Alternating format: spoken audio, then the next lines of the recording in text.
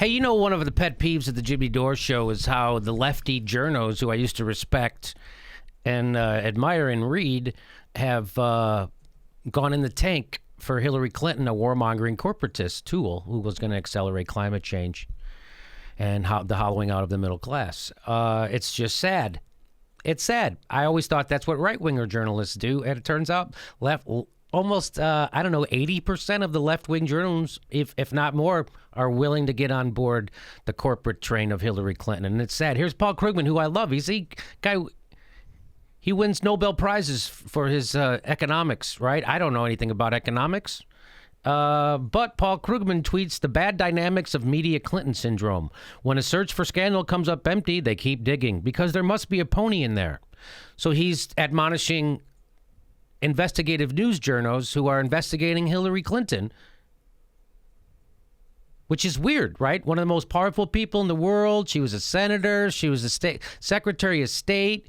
She ran the Clinton Foundation, which has got its fingers in foreign governments and corporate. It's so weird that, and because then here's what, Dave Sirota said, hey, remember in journalism school when they taught you it's bad to keep digging? Yeah, me neither. So that's sad that Paul Krugman is doing that kind of stuff. It is, because he's a great writer and he knows better about economics than anybody. And so it's just sad to see him doing that. Here's Rachel. We've showed that before on the show, and here's one more. Rachel Maddow did that over NAFTA. She did the same. Live and in real time. He did say a lot of untrue things. Bill Clinton did not sign NAFTA. George H.W. Bush signed NAFTA. Donald Trump did, in fact, say. So that's her just misinforming her own viewers like Fox News does and not caring about it. So now the people who watch Rachel Maddow are getting intentionally erroneous information. So now they still look like right-wingers when they talk about NAFTA, because it was Bill Clinton who signed NAFTA, and so there you go. She's using, she's kind of, yes, George Herbert Walker did sign NAFTA, but she's using that to misinform her viewers, that it was Bill Clinton who got NAFTA through the House and the Senate, through Congress, and got it done. That's the real, we all know that. It's like we know this. And that's that's how weird it is when you turn on Sean Hannon and you go, wait, we all know that climate change is real. That's like, we all know that NAFTA was Bill Clinton's baby. And in fact, even Hillary even defended it at this debate.